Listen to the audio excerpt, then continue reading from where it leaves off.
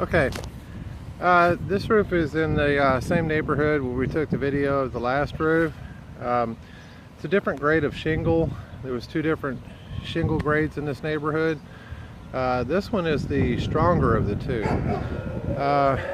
So if you look at the shingles, there's no impact from hail. Roof's in very good condition.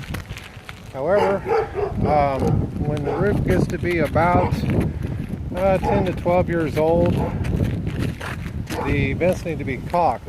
So when they build the house, they install the vents and they put caulking at the base of the vents, like you can see right here where they put caulking, but now the caulking is gone.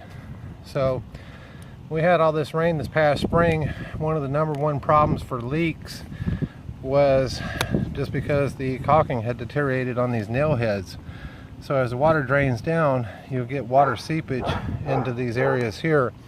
Sometimes it's not a bad leak, but you know, water seepage is worse than a leak, because a leak can be detected and fixed very quickly, whereas water seepage, it gets into the roof system real slowly, builds up moisture pockets. Again, you can see these nail heads here. There's only one little piece of caulking left on them. So that's pretty consistent with all the vents on the roof. You can see here where it did have caulking at one time, but it's gone. There's a shingle missing here that needs to be repaired.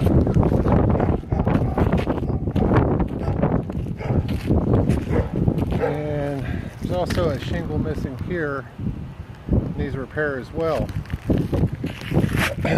So on this one, it just really needs a basic tune-up. We're going to caulk all the vents, the nail heads, and replace a couple of the shingles, because this roof's in very good condition. I said there was one shingle missing here, but also this one got hit too. And then sometimes when the area gets a shingle that's broken, it'll pull loose some of the nails up above it, and these areas will get a lot bigger.